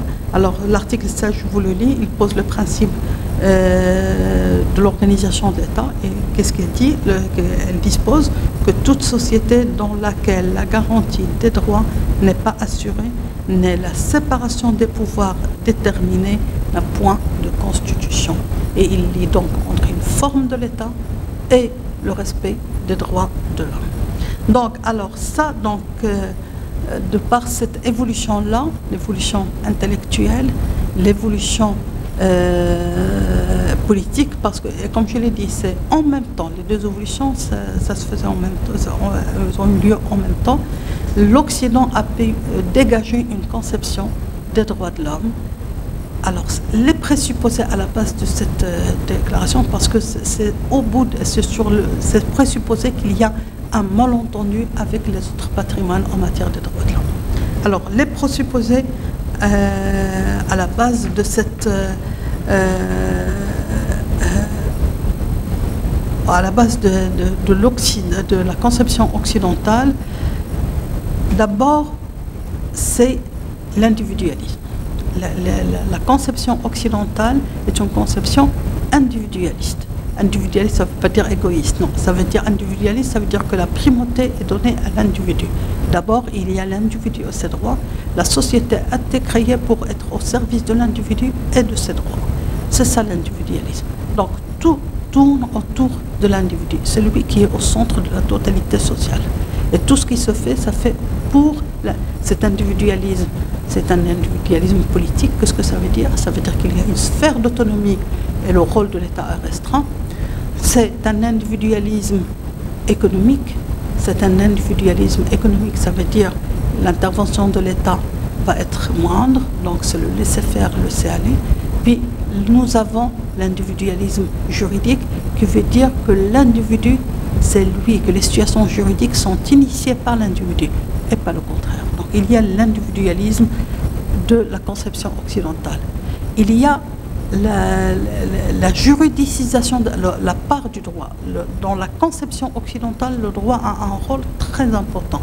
parce que le monde occidental refuse que des droits aussi importants que les siens soient protégés soit par des usages, soit par la morale, soit par la religion. Il faut leur donner une force. Et c'est le droit qui donne cette force. Donc, il y a une juridicisation des rapports. Une juridicisation des rapports, c'est-à-dire que les rapports sociaux vont fonctionner au droit. Ils vont fonctionner par la loi. Les rapports sociaux, que ce soit les rapports horizontaux, que ce soit les rapports verticaux, gouvernant-gouverné, tout fonctionne à la loi. Donc ça, la place centrale qui est accordée au droit, ça c'est un présupposé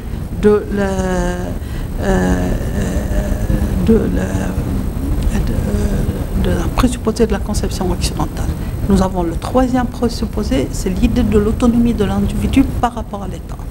L'individu est autonome, il y a l'individu face à l'État et l'individu a une autonomie par rapport à l'État.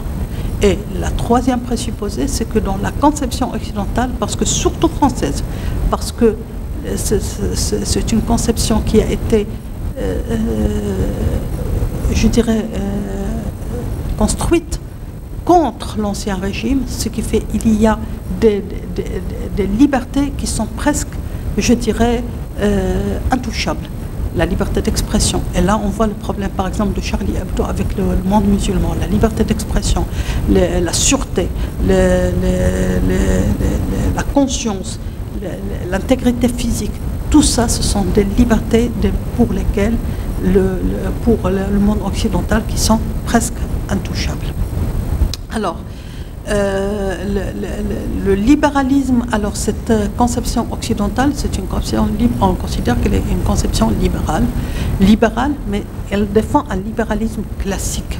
Ces libertés-là, ce qu'on va appeler par la suite les libertés de première génération, c'est-à-dire ce sont des libertés formelles, elles concernent l'intégrité physique, elles concernent la conscience, elles concernent l'expression, elles concernent la religion, donc la conscience, la religion.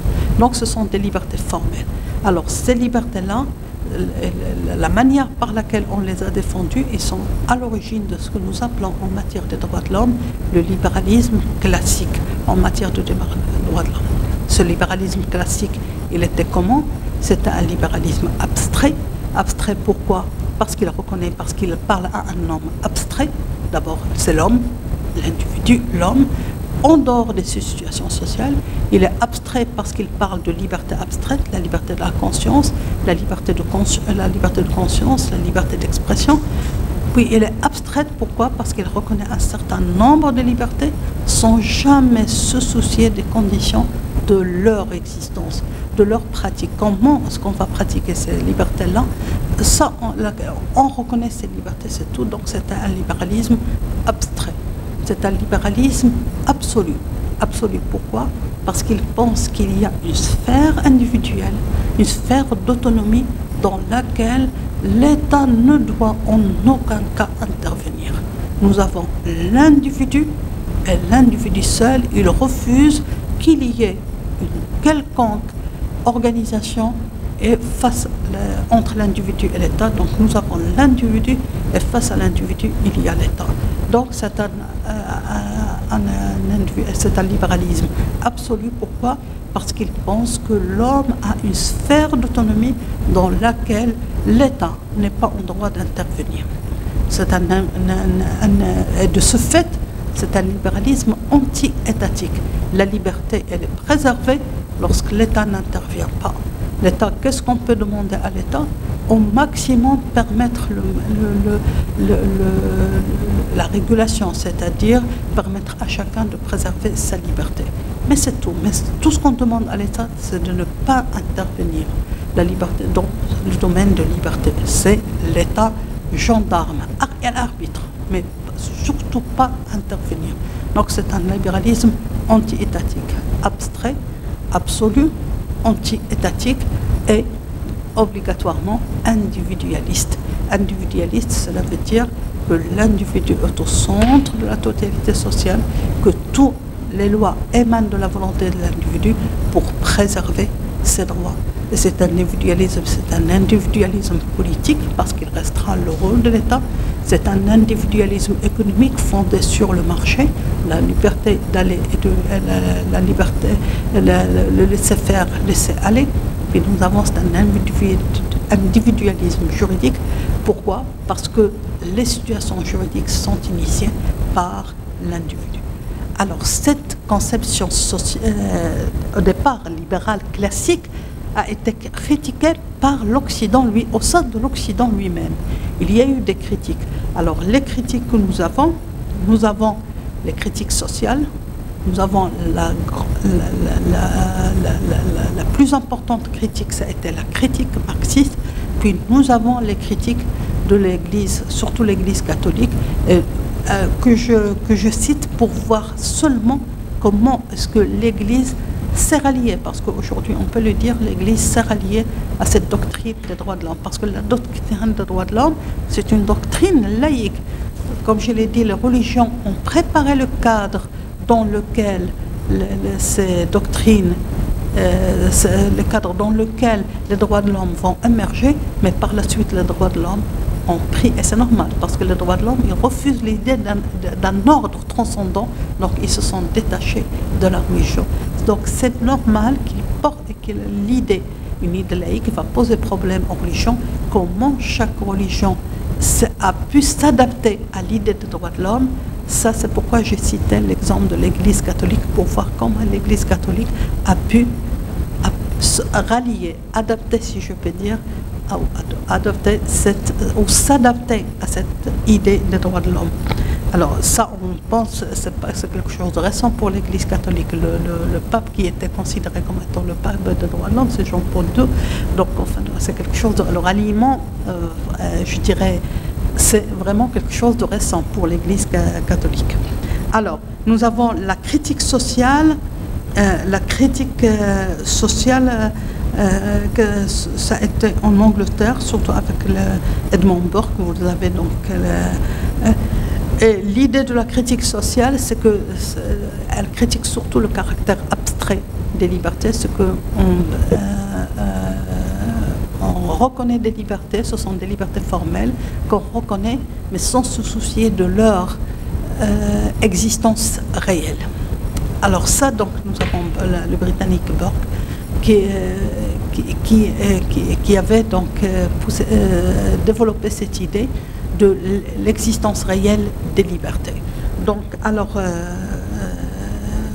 et de critiquer, si je peux dire, le caractère trop abstrait des libertés prônées surtout par les révolutionnaires français. Mais la critique la plus importante qui va vraiment faire évoluer les droits de l'homme, ça a été la critique marxiste. Alors, je disais donc, voilà, ce sont les présupposés à la base de la conception occidentale au départ. Alors, cette conception libérale classique, elle a été critiquée. Nous avons la critique donc d'abord sociale avec Burke. Nous avons la critique des marxistes, qui est la critique la plus importante, puis nous avons aussi la critique au départ de l'Église catholique, parce que l'Église catholique a fini par se rallier, donc à s'adapter, si on peut dire, à cette idée de droit de l'homme. Alors, la critique sociale, nous avons deux critiques qui sont adressées à cette conception classique des droits de l'homme. La première critique, c'est la critique de Burke, qui voyait que les libertés reconnues sont des libertés formelles, non réelles, qui n'ont pas, si je peux dire, d'influence sur la condition sociale des individus, et qu'il était beaucoup plus intéressant de leur reconnaître des droits qui peuvent avoir des effets sur leur existence, par exemple le droit à l'éducation. Donc les droits, ce que par la suite on va dire des droits réels. Nous avons la deuxième critique, c'est celle des sociodémocrates. Alors les sociodémocrates critiquent surtout l'anti-étatisme, l'individualisme et donc le rôle restreint, l'anti-étatisme ou le rôle restreint qui est donné à l'État.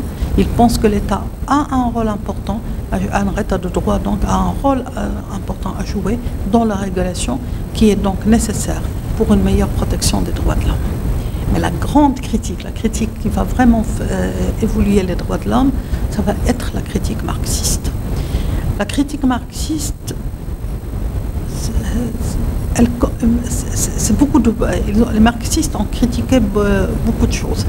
Alors, la première critique qu'ils vont critiquer, c'est par rapport à leur philosophie de l'histoire. Les marxistes, ce sont des matérialistes. Ce sont des gens qui pensent que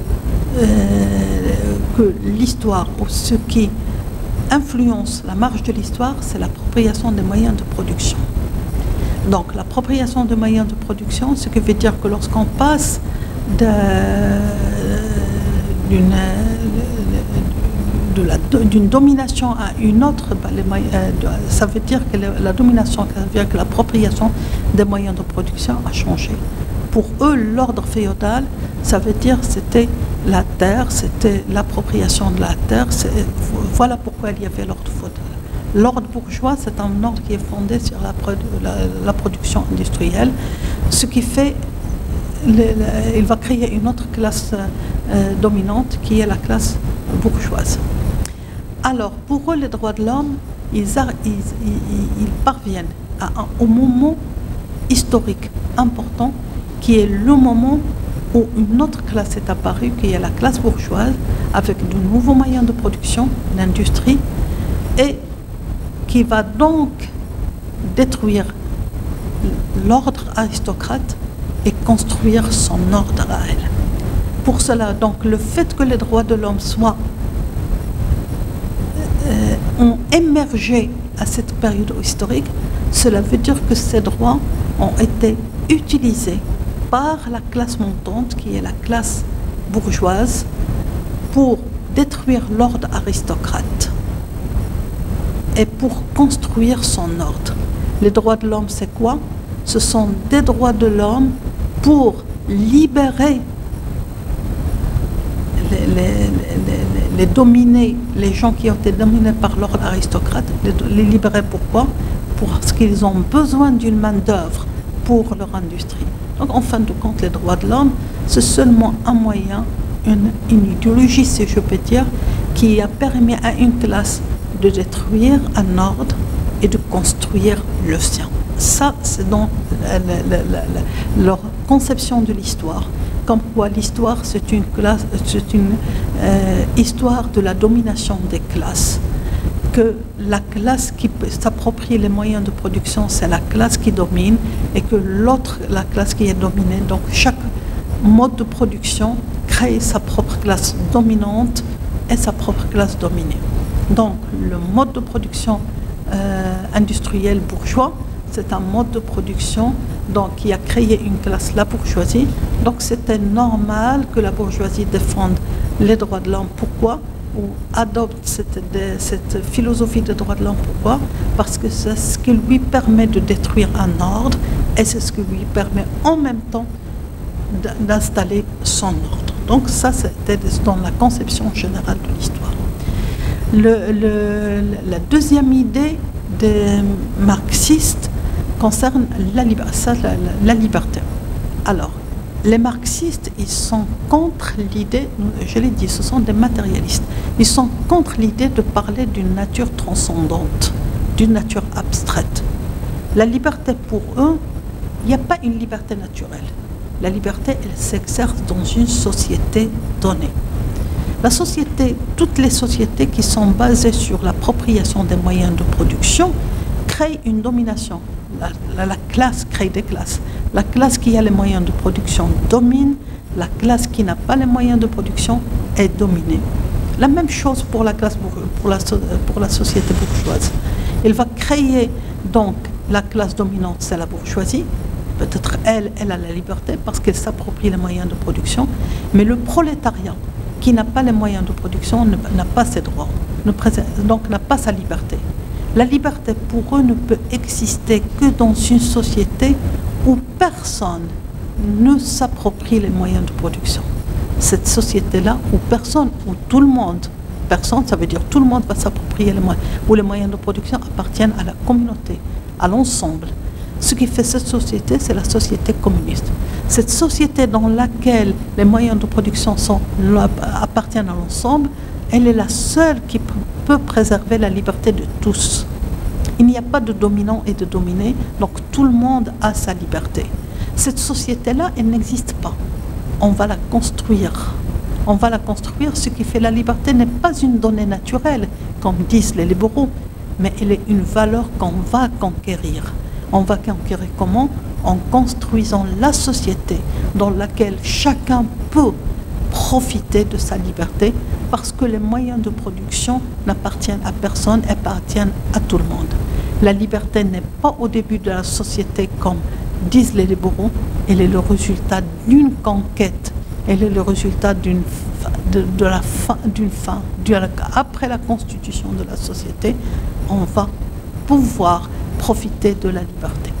Cette idée-là de dire que la liberté est le résultat d'une conquête, elle est le résultat de l'institution d'une société donnée, d'un pouvoir donné, elle est à la fin de la société et pas au début de la société, va avoir une grande influence sur l'architecture des constitutions socialistes et socialistes. Lorsque les occidentaux, le libéralisme dit que les droits de l'homme est né libre et égal. Les hommes sont nés libres et égaux, et qu'on met ça dans une déclaration dans les constitutions libérales, ces droits-là sont toujours affirmés au début de la Constitution, comme manière de dire que ce sont des droits que l'homme tient de sa nature et qui s'imposent à tous les pouvoirs. Ils sont au début de la société, ils s'imposent à tous les pouvoirs. Dans les constitutions socialistes, nous avons complètement le contraire. Les constitutions socialistes, on va parler de principes, on va parler des pouvoirs, et ce n'est qu'à la fin qu'on va parler des droits. Parce que pour les marxistes, les droits, ils sont liés à une société donnée. C'est une conquête, on va conquérir ces droits. Ils sont le résultat d'une révolution. Donc, ils sont à la fin, après la constitution, après la création de cette société communiste, qu'on peut profiter de la liberté. Dans l'architecture constitutionnelle, c'est à la fin de la Constitution que les libertés sont reconnues, mais jamais au début de la Constitution, comme dans les constitutions libérales. Nous avons le troisième critique des marxistes. La troisième critique des marxistes, c'est le côté abstrait. Et là, les marxistes rejoignent un peu les critiques sociales. Ce que les libertés qui sont reconnues par les révolutionnaires français et les autres, ce sont des libertés qui ne sont pas concrètes. Ce sont des libertés formelles, non réelles, abstraites. Pourquoi? Parce que ils concernent la conscience, d'une part, des libertés qui concernent la conscience, l'expression, l'intégrité physique, mais en même temps parce qu'on se soucie peu des conditions de leur réalisation.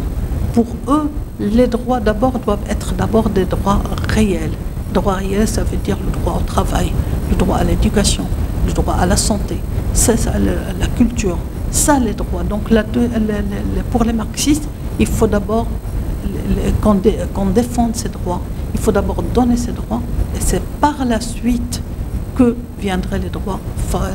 Les droits d'abord doivent être des droits réels. Par la suite, l'individu lui-même va défendre ses droits formels. Je prends l'exemple, les marxistes le disent, le droit de la liberté d'expression, qu'est-ce qu'elle représente pour quelqu'un qui ne sait ni lire ni écrire? Il ne représente absolument rien parce qu'il n'a pas les moyens. Donc il faut d'abord lui donner un droit à l'éducation. La liberté, par exemple, la propriété. La propriété ne veut absolument rien pour dire quelqu'un qui n'a pas les moyens de s'approprier quoi que ce soit. Donc il faut d'abord donner les moyens, il faut d'abord donner des libertés réelles, et par la suite les libertés formelles.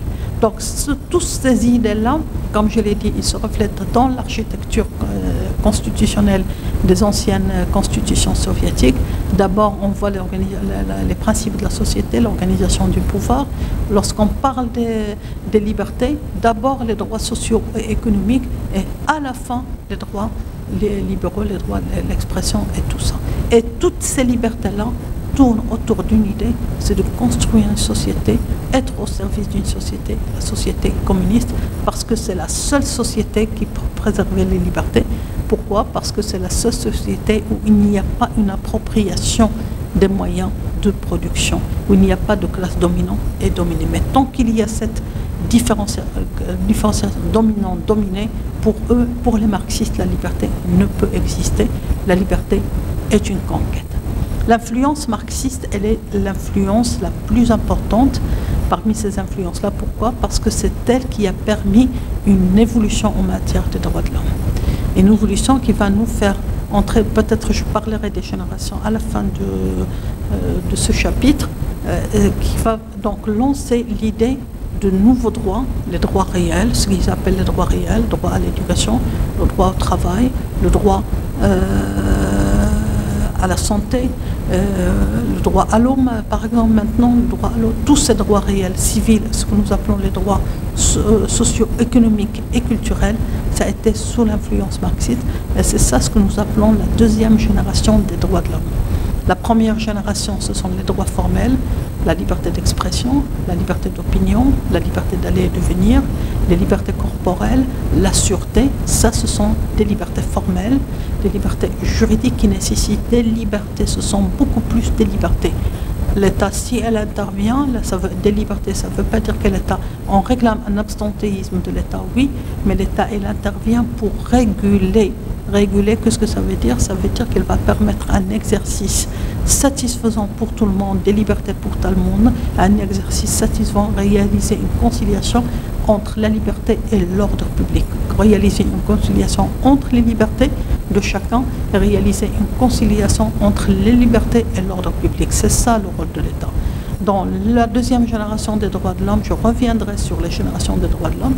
Donc les générations, dans la deuxième génération, qu'est-ce que nous avons? Nous avons des droits réels, des droits, ce ne sont pas des libertés, mais ce sont des droits. Cela veut dire que on va avoir des créances à l'égard de l'État. Dans les libertés formelles, j'ai l'État, beaucoup plus l'État gendarme. Alors que dans les libertés, les droits réels, c'est beaucoup plus un État-providence.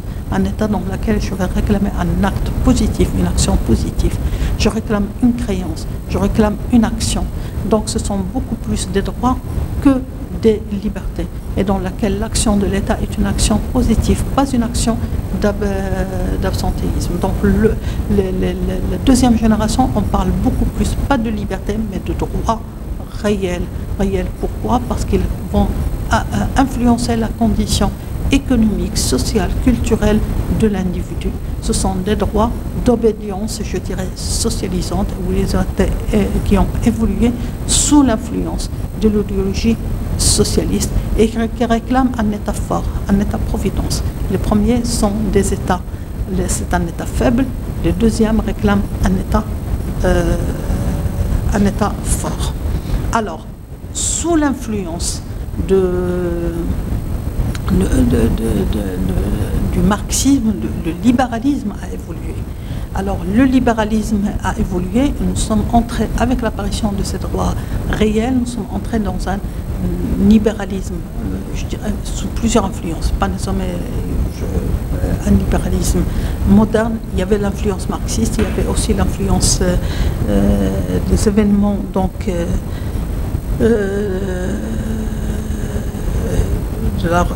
les événements qui ont suivi la République de Weimar et tout ça. Bon, nous sommes entrés dans un nouveau libéralisme que nous appelons aujourd'hui le libéralisme moderne.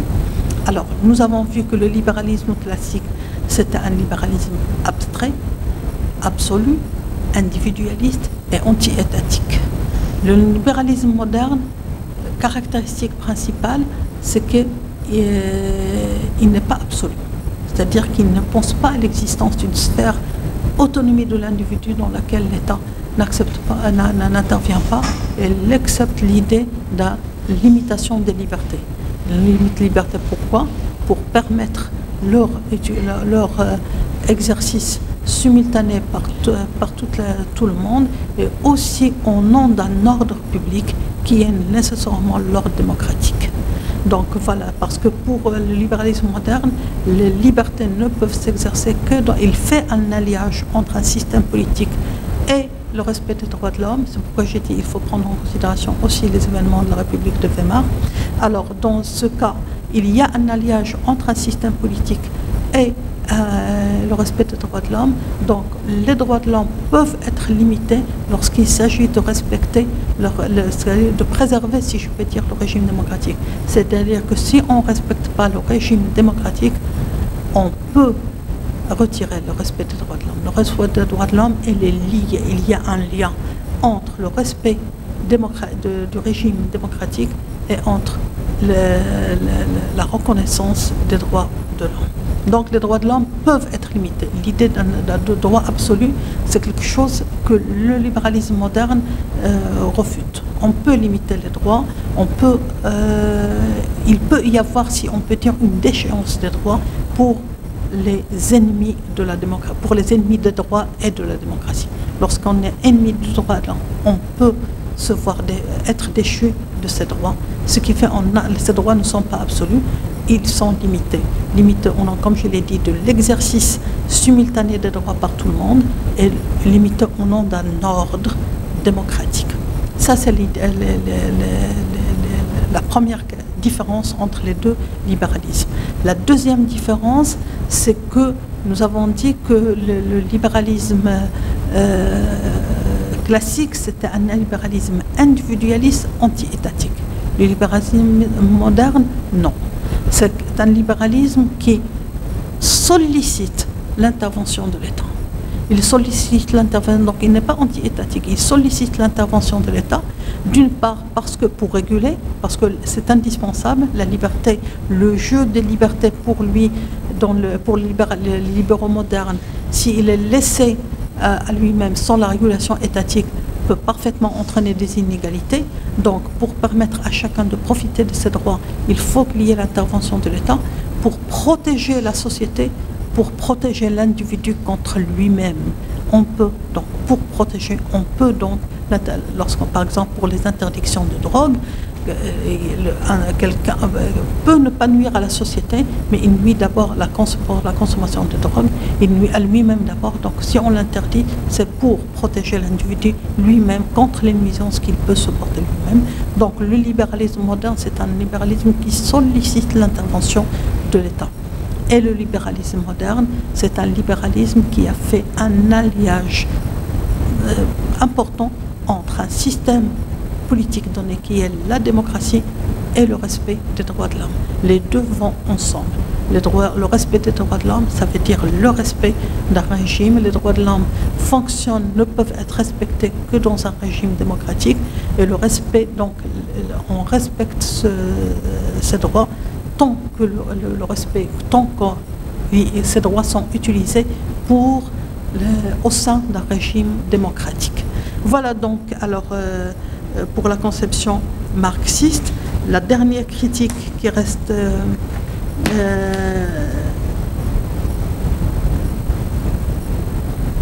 la dernière critique, ça a été donc la critique de l'Église, ou je dirais la relation de l'Église catholique avec la notion des droits de l'homme.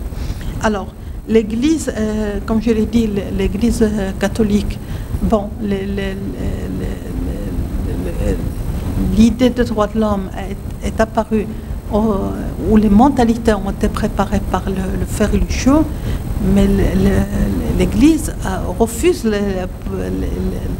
l'idée des droits de l'homme laïque, c'est-à-dire qu'ils ne sont pas une révélation de Dieu, parce que comme toutes les religions, les droits émanent de Dieu.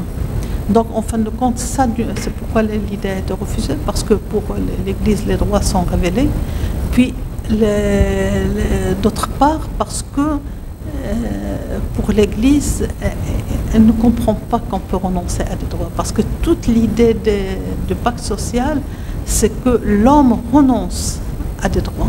Alors que pour l'Église, non. On ne renonce pas. Les droits sont donnés par Dieu et donc on ne renonce pas à ces droits-là. Puis il y a aussi le droit de propriété, parce que pour l'Église, c'est un droit limité, alors que l'idée que le droit de propriété, il est considéré comme étant un droit absolu. Donc il y a beaucoup de points sur lesquels l'Église n'est pas d'accord avec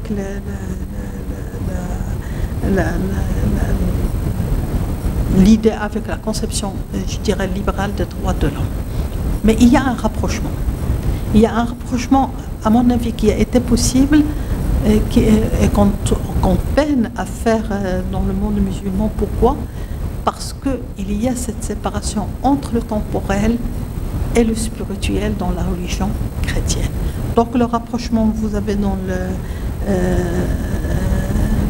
la brochure les éléments de ce rapprochement qui a été remarqué à la fin du 19e siècle et du 20e siècle. Pourquoi le rapprochement? Parce que l'Église, d'abord, elle a considéré, elle s'est rendue compte qu'il y a toute une évolution de la société. Elle reste en retard, si on peut dire, par rapport à l'évolution de la société. Donc il fallait qu'elle trouve le moyen de rallier les droits de l'homme pour qu'ils puissent être dans les affaires sociales. Ce qui fait alors le moyen, ça a été quoi? Nous avons vous avez le rapprochement, donc nous l'avons avec Léon XIII, par l'action sociale. L'Église a toujours une action sociale en faveur des réfugiés. Donc Léon XIII a utilisé cette action sociale pour se rapprocher donc des principes des droits de l'homme. Puis nous avons avec Vatican II, il va introduire, donc nous avons l'action sociale, c'est le premier moyen de ralliement. Nous avons l'idée de l'inventaire avec Vatican II. Alors cette idée de l'inventaire, je crois aussi, on veut l'introduire en islam, c'est-à-dire qu'il y a des droits dans lesquels le rapprochement peut se faire, mais il faut voir le droit, comment il sera utilisé. Donc on dresse un inventaire.